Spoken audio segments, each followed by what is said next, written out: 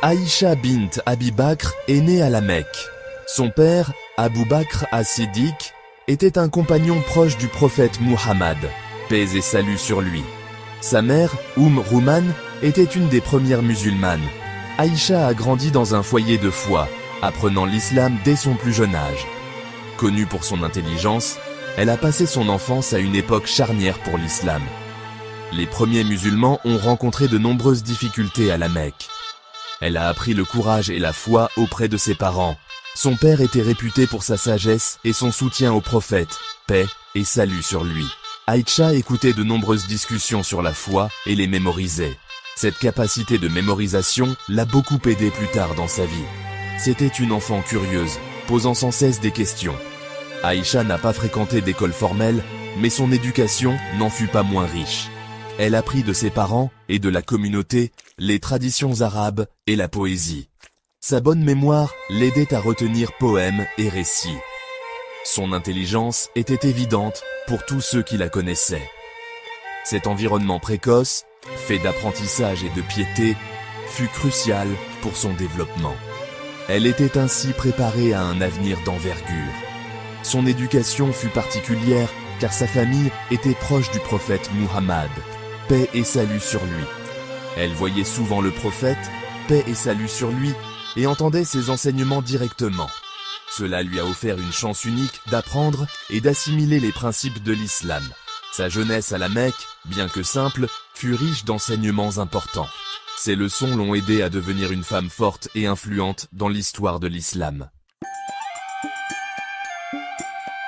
Le mariage d'Aïcha avec le prophète Muhammad, paix et salut sur lui, est un événement important. Ce mariage eut lieu après le décès de la première épouse du prophète, paix et salut sur lui, Khadija. La proposition de mariage vint par l'intermédiaire de Khawla bint Hakim. Elle suggéra Aïcha comme épouse, renforçant ainsi le lien entre le prophète Muhammad, paix et salut sur lui, et Abu Bakr. Le mariage fut accepté par les deux familles. Au moment du contrat de mariage, Aïcha était jeune. Cette pratique était courante en Arabie à cette époque. Ce mariage revêtait une importance sociale et politique. Aïcha comprit l'importance de cette union en grandissant. Le mariage du prophète Muhammad, paix et salut sur lui, avec Aïcha, était fondé sur l'affection et une profonde complicité. Il lui témoigna beaucoup d'amour et de respect. Aïcha posait souvent au prophète, paix et salut sur lui, des questions sur la foi et la vie. Leur relation était aussi celle d'un maître et d'une élève. Aïcha apprit énormément directement du prophète, paix et salut sur lui. Leur foyer était un lieu de simplicité et de profonde connexion spirituelle. La mémoire vive d'Aïcha lui permit de se souvenir de nombreux détails de la vie du prophète, paix et salut sur lui. Son mariage eut un impact profond sur le développement du savoir et de la tradition islamique. La vie dans la maison du prophète Muhammad, paix et salut sur lui, était simple et modeste. Aïcha vivait dans une petite chambre attenante à la mosquée du prophète, paix et salut sur lui, à Médine. Sa demeure était un lieu de prière, d'apprentissage et de vie de famille. Elle partageait une relation proche et affectueuse avec le prophète, paix et salut sur lui, qui appréciait ses opinions. Elle apprenait directement de son exemple, observant ses habitudes quotidiennes et ses interactions. Aïcha était connue pour sa nature enjouée et curieuse. De nombreux récits témoignent de ses interactions pleines d'entrain avec le prophète, paix et salut sur lui, révélant un aspect chaleureux et humain de leur relation. Le prophète, paix et salut sur lui, encourageait sa curiosité, répondant patiemment à ses nombreuses questions sur les sujets religieux. Cet environnement stimulant l'aida à développer une compréhension profonde de l'islam. Sa jeunesse lui permettait de poser des questions que des compagnons plus âgés auraient peut-être hésité à formuler. Elle n'hésitait jamais à rechercher le savoir, ce qui fit d'elle une excellente élève du prophète, paix et salut sur lui.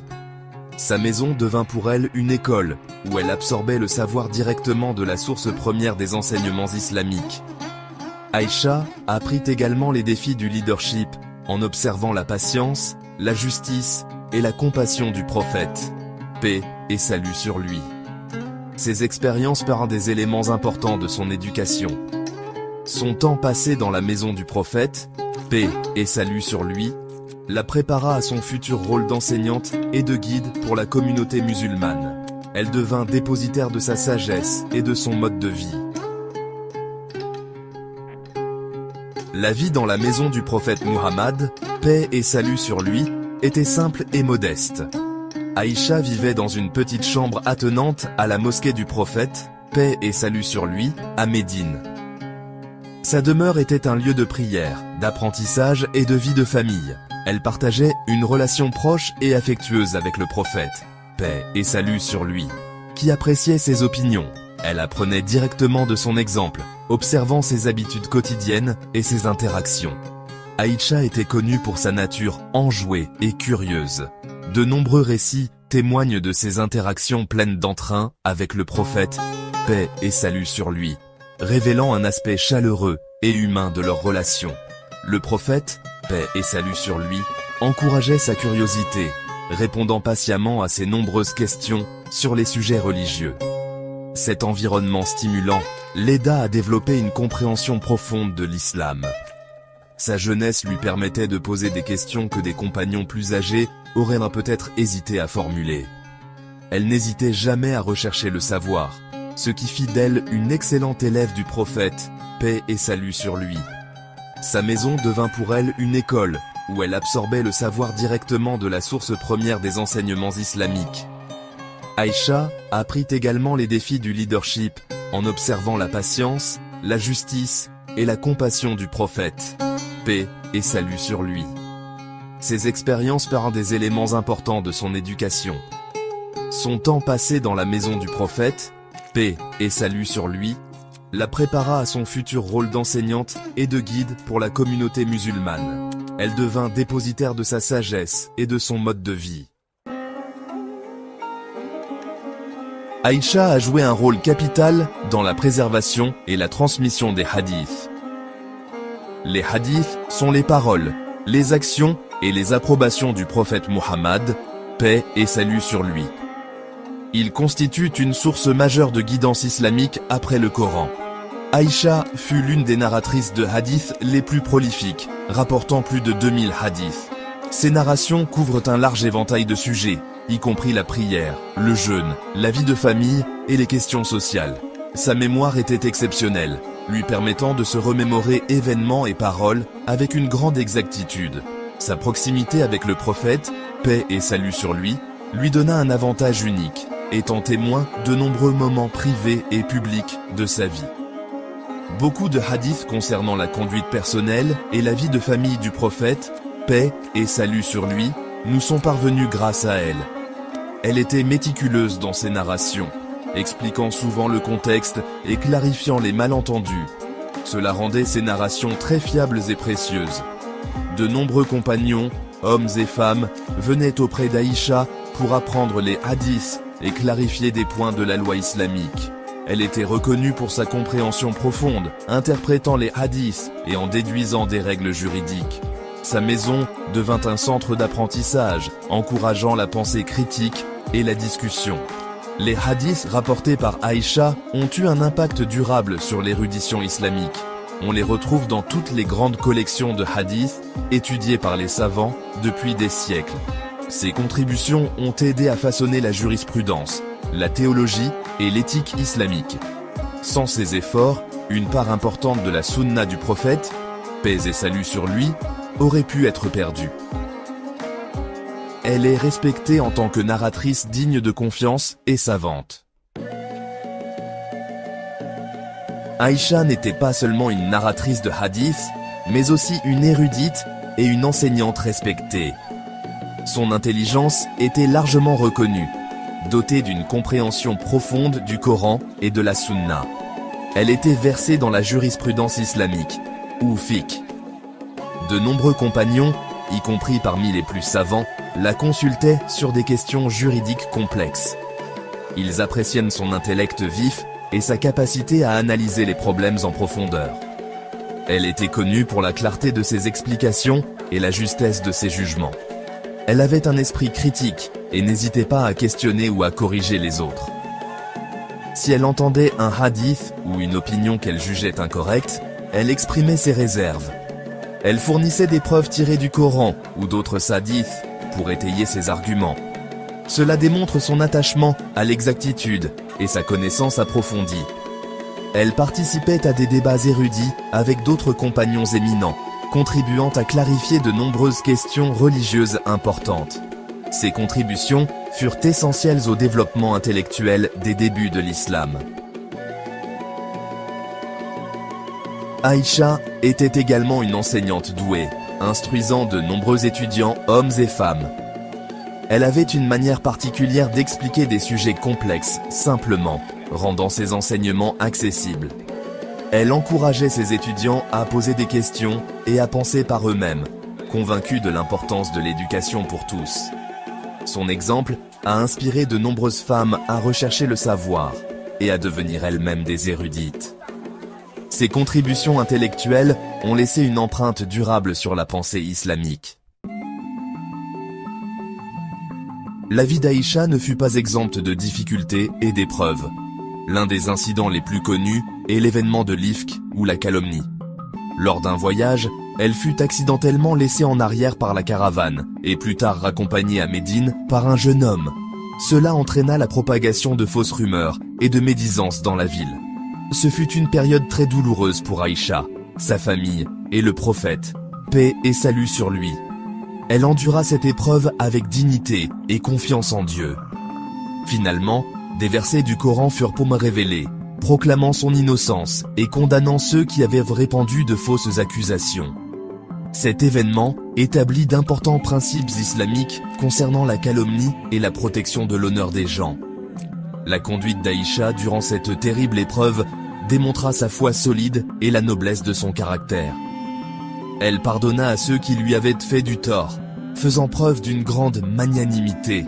Une autre épreuve fut le décès du prophète Muhammad, paix et salut sur lui. Une perte immense pour Aïcha et toute la communauté musulmane. Elle était à ses côtés durant sa dernière maladie et il s'éteignit dans ses bras. Après sa mort, elle continua à vivre une vie dédiée au service de l'islam, à la préservation de ses enseignements et à guider la communauté. Son chagrin fut immense, mais elle trouva la force dans sa foi et ses responsabilités. Après le décès du prophète Muhammad, paix et salut sur lui, le rôle d'Aïcha au sein de la communauté musulmane continua d'être très important. Elle était encore relativement jeune, mais hautement respectée pour son savoir et sa proximité avec le prophète, paix et salut sur lui. Elle devint une source essentielle de conseils pour les premiers musulmans. De nombreux compagnons et fidèles venaient la consulter au sujet des pratiques et des enseignements du prophète, paix et salut sur lui. Elle aida à clarifier de nombreuses questions religieuses à une époque où la communauté grandissait et faisait face à de nouveaux défis. Sa maison demeura un centre d'apprentissage. Aïcha prodigua de précieux conseils au premier calife, y compris son père Abou Bakr, puis Oumar et Ousmane. Il la consultait souvent sur des questions d'État et de lois religieuses. Ses opinions étaient hautement considérées en raison de sa profonde compréhension de l'islam et de sa sagesse. Elle n'avait pas peur de dire ce qu'elle pensait, même aux dirigeants, si elle estimait que quelque chose n'allait pas. Cela témoigne de son courage et de son engagement à défendre les principes islamiques. Elle joua un rôle important pour assurer la stabilité et la continuité de la communauté musulmane. Malgré les controverses politiques, Aïcha continua d'être une figure vénérée, consacrant le reste de sa vie à l'enseignement et à l'érudition. Ses contributions après la mort du prophète, paix et salut sur lui, furent cruciales pour façonner l'héritage intellectuel et spirituel de l'islam. La vie et les contributions d'Aïcha ont fait d'elle un modèle durable pour les femmes musulmanes. Elle a démontré que les femmes peuvent être des érudites, des enseignantes et des membres actifs de la société. Sa quête du savoir était incessante, montrant que les femmes ont la capacité intellectuelle de comprendre et d'interpréter les textes religieux. Son exemple remet en question toute idée selon laquelle le rôle de la femme en islam se limiterait à la sphère privée. Elle fut une figure publique, qui contribua de manière significative à la vie religieuse et intellectuelle de sa communauté. Sa forte personnalité et son courage sont des sources d'inspiration. Elle n'avait pas peur d'exprimer ses opinions ou de défendre ce qu'elle croyait juste. Elle participait à des débats érudits et corrigeait même d'éminents compagnons masculins lorsqu'elle pensait qu'ils se trompaient. Cela montre sa confiance en son savoir et son engagement envers la vérité.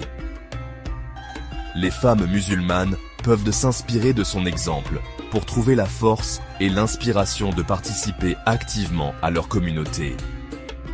Elle a montré que la piété et le savoir renforcent les femmes. La vie d'Aïcha souligne l'importance de l'éducation des femmes en islam. Aïcha bint Abi Bakr, connue sous le nom al-Mu'minin, mère des croyants, occupe une place unique et vénérée dans l'histoire islamique. Sa vie fut une vie d'apprentissage, d'enseignement et de services extraordinaires à l'islam. Depuis ses jeunes années à la Mecque, jusqu'à son mariage avec le prophète Muhammad, paix et salut sur lui, et tout au long de sa vie à Médine, elle a absorbé puis diffusé un immense savoir. Ses contributions à la préservation des hadiths sont immenses. Sans elle, notre compréhension de la vie et des enseignements du prophète, paix et salut sur lui, serait nettement moins complète. Elle était une narratrice méticuleuse et une interprète perspicace. Ses qualités intellectuelles étaient exceptionnelles. Elle n'était pas seulement une transmettrice de savoir, mais aussi une profonde érudite et juriste à part entière. Sa capacité à analyser des questions complexes, sa mémoire vive et son éloquence firent d'elle une figure intellectuelle de premier plan de son époque. Ses qualités morales, notamment sa piété, sa patience et son courage, transparaissent également avec éclat dans les récits historiques. Gap de l'impact d'Aïcha sur l'histoire de l'islam est indéniable et son héritage est durable. Elle demeure un exemple puissant d'érudition, de leadership et de dévotion féminin en islam.